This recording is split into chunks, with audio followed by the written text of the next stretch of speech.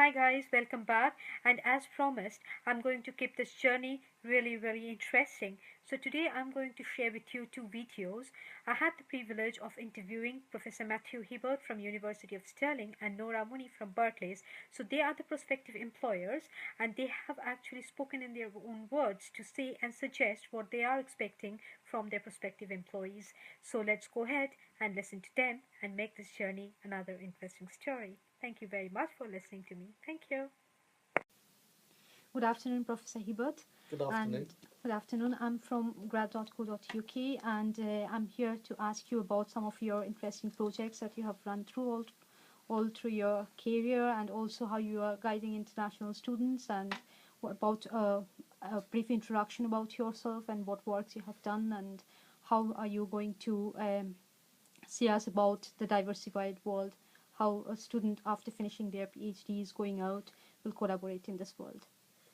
Right, well, first of all, I'm currently head of division for communications, media and culture. And I've extensive experience of teaching international students both at a master's and PhD level. Now, the two levels are very different. For master's students, what typically you're experiencing is students coming to do a one-year course which will allow them to get a leg on the ladder, career ladder. With PhDs, it's very different. You're looking at 3 years of study from students who have generally, by and large, have a master's qualification already, and who wish to proceed with a more in-depth piece of research, typically which will help them gain a foot onto an academic career ladder. Okay, taking from that, how do you say about getting all these experiences done when they are doing their research at the same time collaborating? How easy is that work? Any suggestions? Um, well, in terms of gaining practical vocational experience. Universities can help in part by teaching related teaching work, lectures, seminars, which highlight case studies, examples. Universities also bring in guest speakers, people from industry, who are able to impart their knowledge, their experience, their know-how to students. Students on some courses might be offered some form of work placement or some form of experience, which again will allow them to perhaps develop after finishing their degree in a given industry. Mm-hmm. And what do you feel about the international students who are coming in for, and how challenging is that, and how did you manage to, what would be your suggestions to them?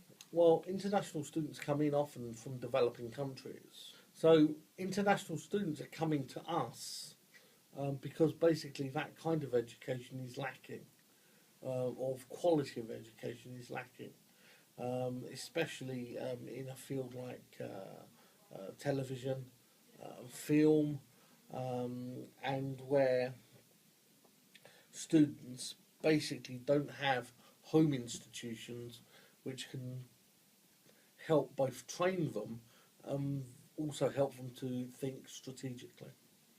Okay. And one final question to you. What would be your final suggestion to the students who are actually in the very final year of their finishing of their PhDs, and how do you want them, what advice you would give them? So my advice to final year PhDs is to concentrate wholly on your dissertation. Obviously, they have to also concentrate beyond the PhD dissertation. That is only one phase of their life, hopefully. But PhDs also have to go out and get jobs afterwards or seek academic posts.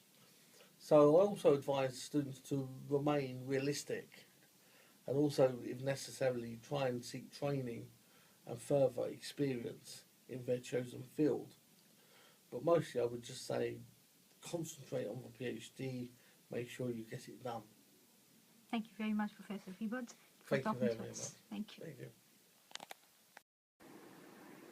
Hi, Nora. How are you Hi, feeling Indrani. today?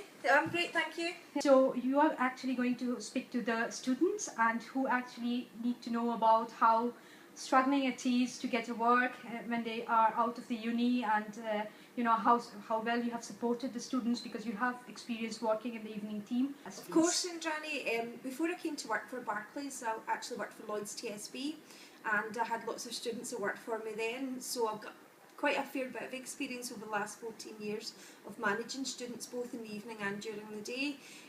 But within Barclays, I've had quite a fair mix of students. I've had students doing teaching degrees, I've more recently had someone doing a chemical engineering degree, and I understand the time constraints with working and trying to balance study, and that's something that I instill in everyone that always comes to work for us in the evening that are students.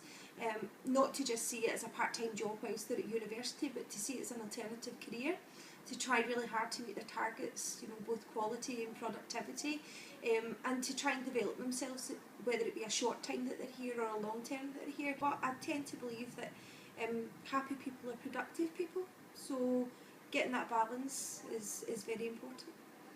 Taking that on board, like, can you suggest us about the interview skills a bit? Because many of the students who will be watching this video will be eager to hear from you about what you expect when they go out for an interview. Oh, certainly. What I would suggest to students is that without having to think too much about the competencies, to write down a list of things that they have done that are particularly outstanding, whether it be a hobby or in a job, where they've kind of went above and beyond, or where it's been a particular achievement, and write it out as if it's a little bit of a story, having a beginning and a middle and an end. Don't focus too much on which competency that may tie into, because the competencies will change depending on what job you're going to. But if you have that list, that will help you prepare for any interview. So it's very important that when you're going along to an interview that you listen to the question that's asked, and even if they don't ask you for an example of a time, still give them an example of a time, because essentially they want to know that you can step into that role with a minimal amount of support. They want someone that can hit the ground running. So if you apply that to any competency based interview and do a bit of preparation in advance, then certainly you shouldn't go too far wrong. My last question is that you have done lots of things with charities as well. So how would you suggest that, like, how does that build up your experience, or how was that, you know, has been helping you over your career as well? Well, do you know, in actual fact, I will be starting a new job next week within Barclays. It's called a Colleague Support Manager. And believe it or not, everything I have done for charity, community, employee engagement, that is something that's contributed very much so to me getting this job that I start next week. However, what I would say to people that like doing things for charity and community, that it's excellent examples that you can use in an interview situation. So I would say, yeah guys, go out and get involved in local charities, whether it be at university, whether it be going and helping a local one that, you know, is where you stay.